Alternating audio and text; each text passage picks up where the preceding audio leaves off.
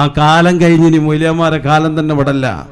ഇനി വരുന്നത് നാടന്മാരായ മനുഷ്യന്മാരെ കാല. ഒരു വിഭാഗം വേറുണ്ടാവില്ല.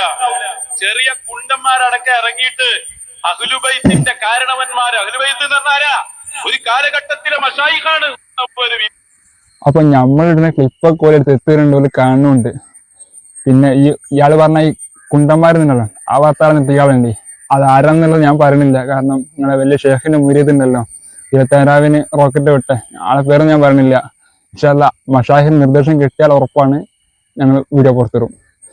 ആ കാലം കഴിഞ്ഞിനി മൂല്യന്മാരെ കാലം തന്നെ വിടല്ല. ഇനി വരുന്നത് നാടന്മാരായ മനുഷ്യന്മാരെ കാല. നിങ്ങളല്ല ഈ ഫിത്തന മുഴുവണ്ടാക്കി. അതാ മൂപ്പര് പറഞ്ഞു, നിങ്ങൾ ഇന്നെ ഈ ശംസുല്ലമനെ എന്തിനാ കെറ്റിയത്? നിങ്ങൾ നോക്കിന സ്റ്റേജിൽ കുത്തിരിക്കണ പലരോടുവാ.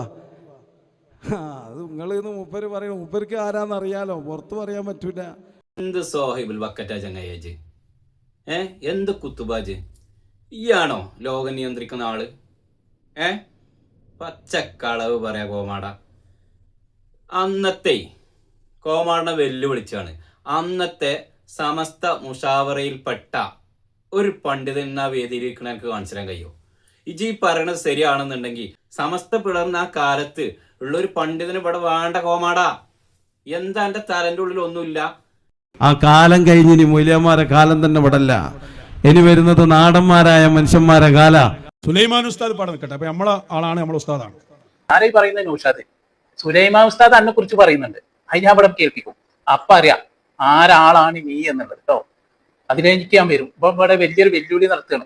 എന്നാലും നമുക്ക് ആ വെല്ലുവിളി ഒന്ന് കേട്ടോക്കാം. എന്നാൽ എന്റെ ശൈഖും എന്റെ ഗുരുവുമാണ് എന്ന് പറഞ്ഞ കാന്തപുരം ഉസ്താദ് പറഞ്ഞാൽ അംഗീകരിക്കാൻ തയ്യാറാണോ? തീർച്ചയായിട്ടും. ഒറ്റ ചോദ്യം ചോദിച്ചവർക്ക് മറുപടി പറയാൻ കാണില്ല. യൂട്യൂബർമാരൊക്കെ എത്ര ഉണ്ട്? യൂട്യൂബർമാരാണ് ഇപ്പൊ വെല്ലുവിളിച്ചിട്ടുള്ളത്. അതുകൊണ്ടാണ് ഞാൻ ഇപ്പോഴും വന്നത്, അറിയോ? കാരണം ഇവന്മാർക്കെതിരെ യൂട്യൂബിൽ തന്നെ ഞാൻ ഒരു 50-ലധികം വീഡിയോ ചെയ്തിട്ടുണ്ടാവും. 50-ലധികം ചെയ്തിട്ടുണ്ടാവും. അപ്പൊ അതുകൊണ്ട് നമ്മൾ വേണമെങ്കിൽ ഒരു യൂട്യൂബറായിട്ട് കണക്കൂട്ടാം. ആ കാലം കഴിഞ്ഞിനി മൂല്യന്മാരെ കാലം തന്നെ വിടല്ല. ഇനി വരുന്നത് നാടന്മാരായ മനുഷ്യന്മാരെ കാല. ഇവൻ കള്ളനാണെന്നുള്ളത് എല്ലാവർക്കും ബോധ്യപ്പെടും വിധത്തില് പടച്ച റബ്ബ് ഓനെ ഗ്ലോബൽ വില്ലേജിലാണ് കൊണ്ടുപോയിട്ടു. പൈലത്തൂർപ്പാപ്പ പറഞ്ഞല്ലോ ഓൻ ലോക കള്ളനാണ് എന്നുള്ളത്. അപ്പോൾ ഗ്ലോബൽ വില്ലേജിൽ തന്നെ പടച്ച റബ്ബ് ഓനാണ് കൊണ്ടുപോയിട്ടു. അവിടെ പോയത് എങ്ങനെ? ആ പോയതാ രസം. ക്രിക്കറ്റ് കളിക്കാരെ തൊപ്പിയൊക്കെ ഇട്ടാണ്ട്, അതായത് ഇങ്ങനെയാണ് ഇപ്പോൾ പോണത്. ഞാനുണ്ട്. അതേ ഇവന് കേരളത്തിലെത്തിയാൽ എങ്ങനെയൊക്കെ ഓന്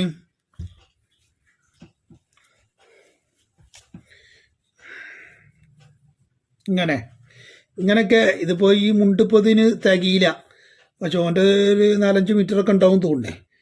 ഇങ്ങനെയൊക്കെയാണ് ഓന്. എന്നിട്ട് പിന്നെ പോരാത്തിന് ഇങ്ങനെ